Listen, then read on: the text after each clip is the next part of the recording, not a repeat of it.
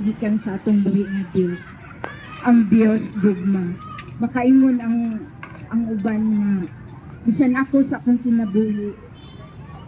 Katong kaniadto dili ko nagabasa og pulong, pero sa karon praise God kaayo nga nakamasak ko kay tungod ang pulong tinuod. Dili gid ko makaingon nga ang pulong sa Ginoo naa gyud sa Biblia.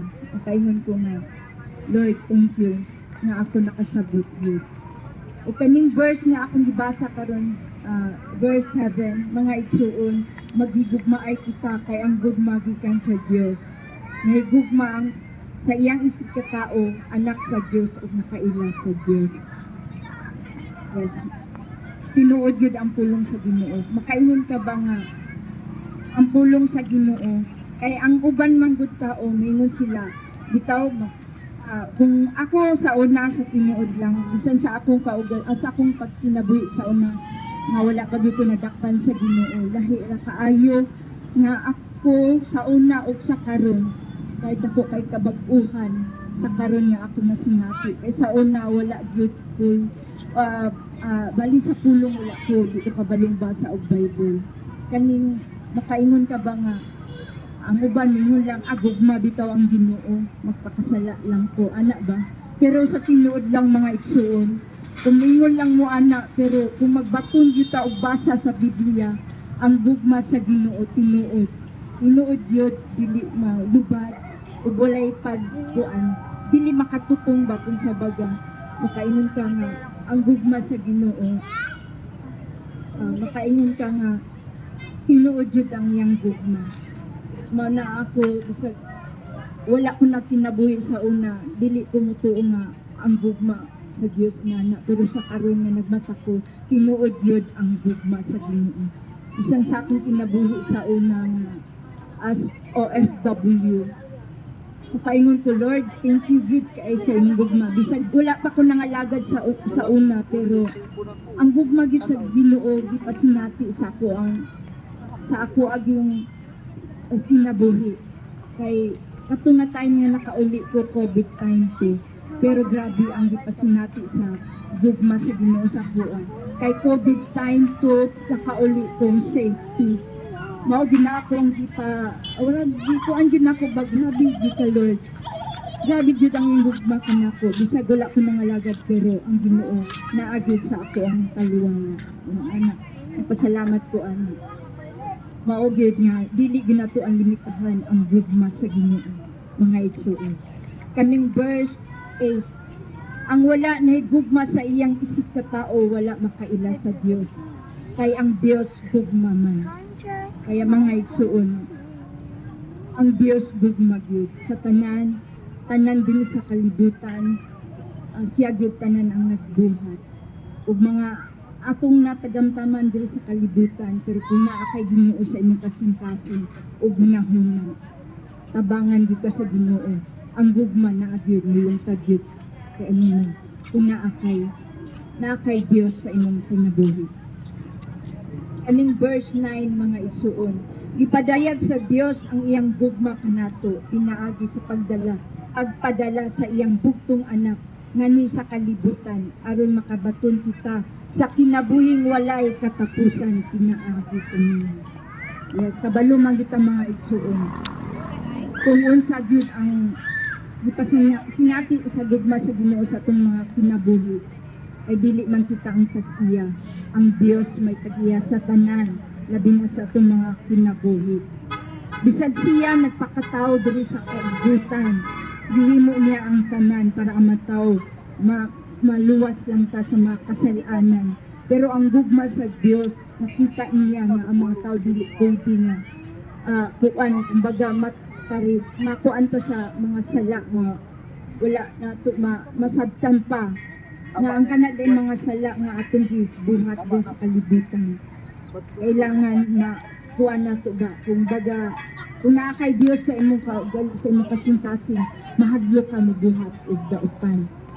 Ana ba ang Dios gyud, ang Dios maoy kuan ba kung gitubos niya ang atong makasalanan, mao gid ko kay gugma ang Ginoo sa tuwa mga igsuon. Diri sa Verse 10, ang matuod nga gugma mao kini. Dili kita mao'y unang nahigugma sa Dios, kundi siya mao'y unang nahigugma kanato.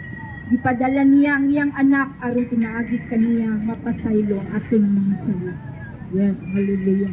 Tama gid ang giingon sa pulong sa Ginoo. Dili kita ang nahigugma sa Ginoo, apan ang Dios mao'y nahigugma kanato mga igsoon. Magid na ang atuang ikuan sa ating nahunaw kasing-kasing. Ang Dios mao'y nahigugma sa atoa. Dili kita ang unang nahigugma kanino. Ang Dios yun mga igsoon. O dirito sa verse 11 mga igsoon. Mga igsoon, kung ingon niini ang paghigugma sa Dios kanato, inahanglan nga maghigugma ay usab kita. Yes. At ingon ang pulong sa Ginoo nga kita mga igsuon matag-usa ka nato maghigugma ay kita kay mao may giingon sa atong buhi nga Dios diri. Bitaw sa kaniadto sa akong kinabuhi. Grabe ang mga kinaiya batasan nako. Makaingon ko kay wala pa man ko nasayod gud sa kamatuoran, pero sa karon mga igsoon nasayod ako. Nga ang kanida ang ato ang aning kung baga kung sakuan pa sa tawhanon na bahin, kunakay namang kay mga kinaiya kami adto ba nga dili maayo. Ako grabe ko ka malika sa una, grabe ko ka magdumot, grabe ko pero kana day mga kinaiya una dili maayo. Kailangan tanggalon, i-release ito diyan sa Ginoo. Makaingon ko sa unang panahon na wala pa ko nangalaga diya sa tungbuhi ng Diyos mga igsuon. Grabe ang mga kinaiya nato. Ang kinaiya nga magtalon, mahilig magdaot sa isip katao, dili di ay nga maayo. Wala ako diyong gitugyanan anak ko sa Ginoo kay dili na maayo. Ay napakoy, kumbaga sa akong kinabuhi, napakoy pag-asa ng usap. Inausab naman yun ko mga igsoon. Wala, tugyan na gyan ako sa atong buhi na Diyos. Kanang magdunot, mamalikas, mga igsoon, grabe. Grabe akong kinaiya kami ato.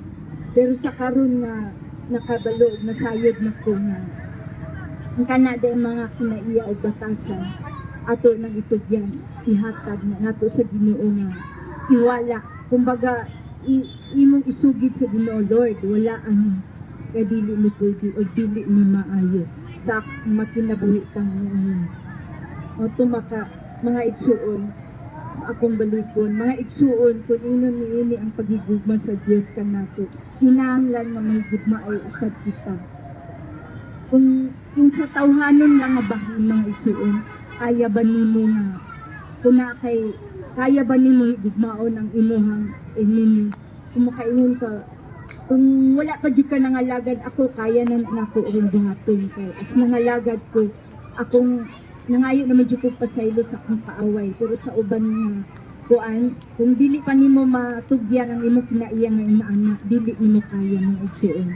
Kung naakay kaaway, kay nag-ingon man ang Ginoo, higugmaa ang imong kaaway, pero kaya ka na nimo, murag na ba? Pero sa ako kaya nako. Kay ako sa tinuod lang, bawat kung nangalagad ko, nag-process ko sa kong kaugalingon. Pero ako na nang ditugyan unan. Kaya na ko. Mga ko pasaylo sa akoan na silo na amiga, na ako'y na masakit na istorya, nangayo na ko pasaylo na ay mga kuan man na nimo kung inimi man na nimo siya pero kaya na nako gibuhat tungod kay tinuod ang pulong sa Ginoo mga igsoon. Ani nga last verse na akong basahon. Verse 12. Wala pa'y tao nga nakakita sa Dios apan kung maghigugma ay kita magpuyo kanato ang Dios og mahingpit dinhi kanato ang iyang gugma. Salamat Lord. Salamat kaayo sa gugma. Tinuod yun ang gugma sa Ginoo. Maingon lang ta nga, atong gingon ako ganina, maingon lang mo nga, ay bitaw, gugma bitaw ang Dios. Pero, sa pagkinabuhi nimo nagbuhat pa kag dili maayo. Dili gid na maayo maigsuon. Kung nasayod na ka sa kamatuoran, nagabasa ka sa pulong sa Ginoo, kaya na nimo maigsuon nga ang imong kinaiyag batasan na adyoy kausaban pinaagi sa atong buhi nga Dios. Mangayo gid ka tanan, itugyan ang tanan nga imong kasalanan, itugyan ang imong batasan kinaiya nga dili maayo. Buhaton gina sa Ginoo mga igsuon. Ayaw limitahi ang gahom sa Ginoo. Bisag akong kinabuhi na usab ko pinaagi sa gugma sa Dios. Salamat kaayo mga igsuon. Mao lang gid ni akong ma-share nga tulong. Bisag na ako'y tulong pud nga maipaabot sa inyo nga katong sa una nga nagwali pud ko about atong pamalikas. Kay gabi po ko sa una ka pamalikas katong i-share na ko sa una nga sa Mateo 5 verse 21. I-share naman ako nitong una nga.